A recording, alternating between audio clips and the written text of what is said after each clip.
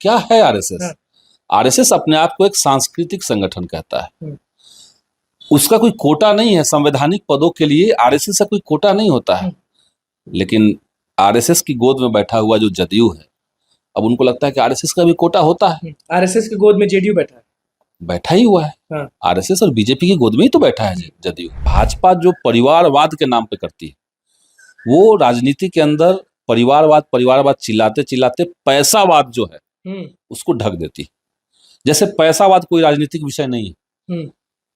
एक चुनाव हो रहा है, भाजपा अंधाधुंध पैसा झोंक दे रहा है, कैंडिडेट को अथाह पैसा देता है, ऊपर से सारा तंत्र खरीद लिया, मीडिया खरीद लिया। आप भी खरीद लीजिए। कैसे खरीद लें? कैसे कोई खरीद लेगा? तो फिर लोकतंत्र में जो पैसा रहेगा वही चुनाव लड़ेगा। शिक्षक की बहाली, 7वें चरण की बहाली कब होगी छात्र लड़ रहे थे।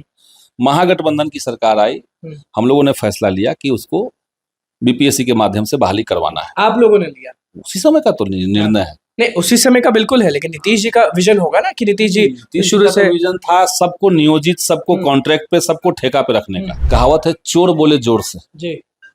तो जो खुद ही ऊपर से नीचे तक इसमें डूबे हुए हैं, भाई भतीजावाद में, परिवारवाद में, वो लोग जाकर के विपक्ष के ऊपर ये आरोप लगाते हैं।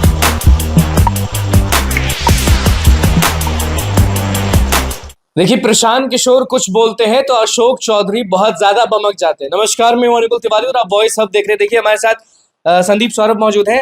आपके हिसाब से जो परिवारवाद जो आप लोग पर लगातार बोला जाता है कि आरजेडी वाले, महागठबंधन वाले लगातार परिवारवाद, तो अभी इल्जाम लग गया, प्रशांत किशोर पहले लगाए, फिर अशोक चौधरी लगाए, ये दामाद जीजा क्या कर रहे हैं आप लोग? मतलब जीजा पर बोल रहे हैं, दामाद पर बोल रहे हैं, क्या है? देखिए, एनडीए जो है उसका बिहार में एकमात्र जो उनका अटैक होता है विपक्ष के ऊपर, बल्कि पूरे देश में ही ये बाकी सारी पार्टियों को भाजपा के लोग परिवारवादी कहते हैं।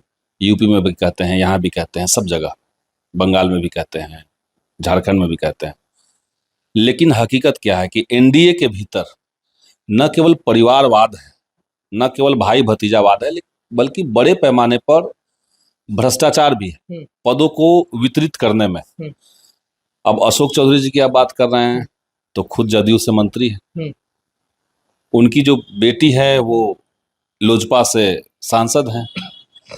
अभी जो नया हम सुन रहे हैं कि वो उनके जो दामाद हैं सायन जी, उनको कहा जा रहा है कि वो आरएसएस कोटे से विभाग के किसी योग्यता रखते होंगे तो बनाया गया है। तो आरएसएस कोटा क्या होता है? आरएसएस क्या है?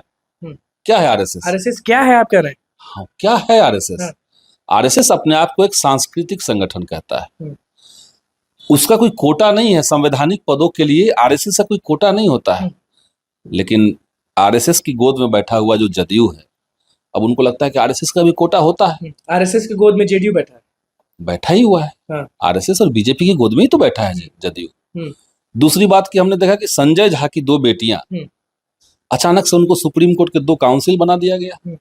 वो भी योग्यता रखती होंगे तो बनाया गया। तो उनकी बेटी ही योग्यता रखती है और बाकी लोग नहीं रखते हैं। बाकी लोग जो उतने साल से घिस रहे हैं, अनुभव है, संघर्ष कर रहे हैं, वो नहीं रखते हैं योग्यता। तो असल में भाजपा का शासन करने का जो ट्रिक है वो है कि अपने लोगों को, अपने विचारधारा के लोगों को, अपने नेताओं के परिवार वालों को सब जगह सेट कर दीजिए और सारी संस्थाओं को धीरे धीरे इसी तरीके से अधिग्रहित कर लीजिए, अपने कब्जे में ले लीजिए। तो महागठबंधन में ये सब सेटिंग चलता है कि नहीं? कि जैसे कि मान लीजिए कोई बहाली आई, कोई चीज आया, तो आप लोग भी तो कुछ ना कुछ करते होंगे, दिमाग लगाते होंगे। हम लोग ये सब दिमाग नहीं लगाते हैं। महागठबंधन के समय जो भी चीजें हुई वो क्या हुई, जो लंबे समय से, दशकों से जो बहालियां लंबित थी, जाम लगा हुआ था, उसको हम लोगों ने क्लियर कर दिया। शिक्षक की बहाली, 7वें चरण की बहाली कब होगी छात्र लड़ रहे थे। महागठबंधन की सरकार आई, हम लोगों ने फैसला लिया कि उसको बीपीएससी के माध्यम से बहाली करवाना है। आप लोगों ने लिया? उसी समय का तो निर्णय है। नहीं, उसी समय का बिल्कुल है, लेकिन नीतीश जी का विजन होगा ना कि नीतीश जी शुरू से विजन था सबको नियोजित, सबको कॉन्ट्रैक्ट पे, सबको ठेका पे रखने का। नीतीश जी की बहालियों का जो पैटर्न आप देखेंगे, 2003 से शिक्षक की बहाली मुखिया के माध्यम से हुई, नियोजित, पहले शिक्षा मित्र वो कहलाते थे, फिर उन्होंने बहाली जो किया वो सब टीचर परमानेंट नहीं थे।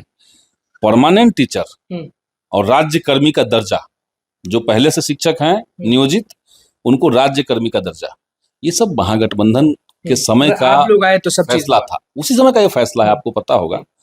उसके लिए बहुत टीचर्स ने भी संघर्ष किया था। तो महागठबंधन बहालियों को चालू करवा करके युवाओं को मौका देने के पक्ष में थी। अच्छा, अगर ये पूछे लोग कि जितने भी बहाली आप कराए, सब चीज कराए, तो आपके परिवार में, संदीप सौरभ के परिवार में कितने लोग वहां से निकले? बल्कि आप भी तो कुछ कोटा बोल देते, जैसे आरएसएस कोटा होगा वैसे आप लोगों का भी कोई कोटा होगा। हम लोग का कोई कोटा नहीं होता है, और हम लोग कम्युनिस्ट पार्टी में हैं जी।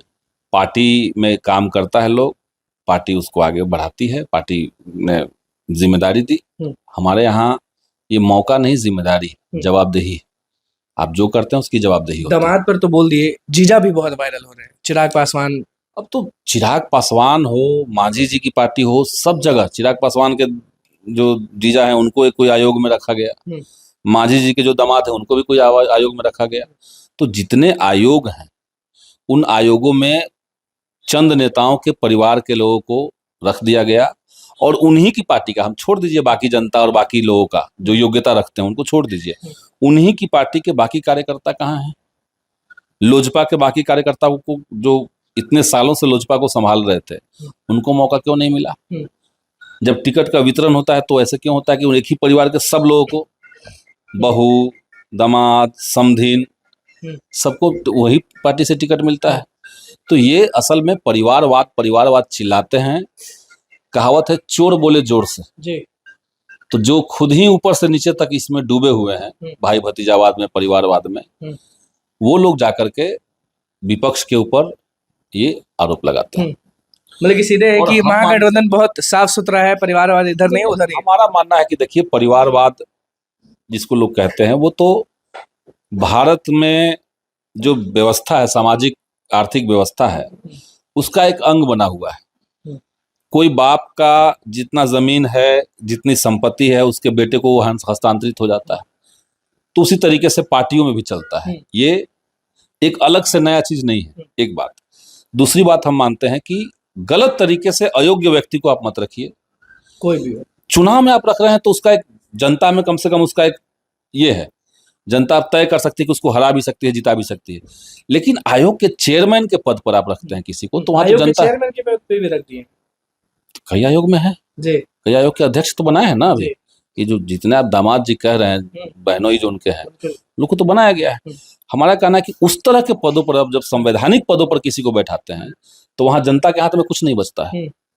तो ये इंपॉर्टेंट है। दूसरा बात हम कहेंगे कि भाजपा जो परिवारवाद के नाम पे करती है, वो राजनीति के अंदर परिवारवाद चिल्लाते चिल्लाते पैसावाद जो है उसको ढक देती है।